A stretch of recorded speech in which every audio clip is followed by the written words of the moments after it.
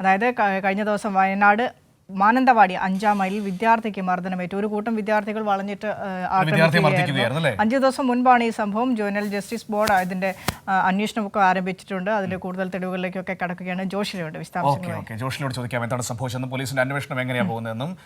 ജോഷില, ഈ സംഭവത്തെക്കുറിച്ച് പോലീസ് മനസ്സിലാക്കിയിരിക്കുന്നത് എന്താണ്? എങ്ങനെയാണ് പോലീസിന്റെ അന്വേഷണം മുന്നോട്ട് പോകുന്നത്? മനു, വയനാട് മാനന്തവാടി 5-ാം മൈലിലെ സ്കൂളിലാണ് സംഭവം. നേരത്തെ വിനിഷ സൂചിപ്പിച്ചതുപോലെ തന്നെ ഒരു സംഘം വിദ്യാർത്ഥികൾ മർദ്ദിക്കുന്ന ദൃശ്യങ്ങളടക്കം പുറത്തു വന്നിരിക്കുകയാണ്. ഏകദേശം 4 ദിവസം മുൻപാണ് ഈ സംഭവം ഉണ്ടായിട്ടുള്ളത്. വിദ്യാർത്ഥിയെ ബലമായ ഒരു കെട്ടിടത്തിന്റെ കോണിപ്പടിയിൽ കൊണ്ടുപോയായിരുന്നു മർദ്ദനമേറ്റ വിദ്യാർത്ഥിയുടെ പിതാവ് PWCക്ക് പരാതി നൽകിയതോടെയാണ് സംഭവം പുറത്തു വരുന്നത്. സംഭവത്തിൽ 5 വിദ്യാർത്ഥികൾക്കെതിരെ പനമരം പോലീസ് നിയമ നടപടി അപ്പോൾ തന്നെ സ്വീകരിച്ചിരുന്നു. സോഷ്യൽ ബാക്ക്ഗ്രൗണ്ട് റിപ്പോർട്ട്, അതായത് ജുവനൈൽ ജസ്റ്റിസ് ബോർഡിന് ഈ ഒരു റിപ്പോർട്ട് കൈമാറിയിരിക്കുകയാണ് ഇപ്പോൾ പനമരം പോലീസ് ചെയ്തിരിക്കുന്നത്. റിപ്പോർട്ടിന്റെ അടിസ്ഥാനത്തിൽ രക്ഷിതാക്കൾക്ക് നോട്ടീസ് നൽകും. കുട്ടികളൊക്കെ തന്നെ ചെറിയ കുട്ടികളാണ് എന്നുള്ളത് കൊണ്ടാണ്, അതായത് 18 വയസ്സ് പൂർത്തിയാക്കാത്ത കുട്ടികളാണ് ഇത്തരത്തിൽ ഒരു വിദ്യാർത്ഥിയെ മർദ്ദിച്ചിരിക്കുന്നത് എന്നുള്ളതാണ് ഏറ്റവും വലിയ പ്രശ്നമായി നിലനിൽക്കുന്നത്. അത് പോലീസിനും വലിയ പ്രശ്നമായി, പോലീസിന്റെ മുന്നിൽ ഒരു വലിയ നിയമപ്രശ്നമായി നിൽക്കുന്നുണ്ട്.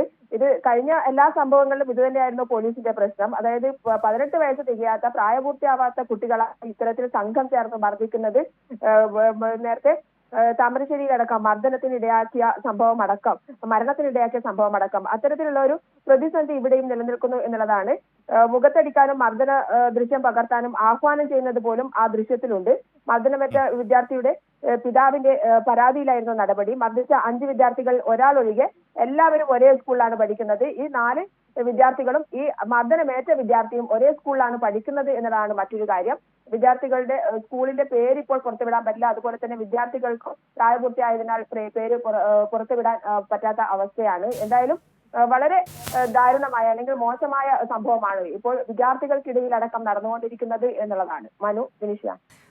ശരി ജോഷില, ഏതായാലും അന്വേഷണം അതുവഴിക്ക് മുന്നോട്ട് പോകട്ടെ. നമുക്ക് മറ്റു കാര്യങ്ങളിലേക്ക് കൂടി പോകാം.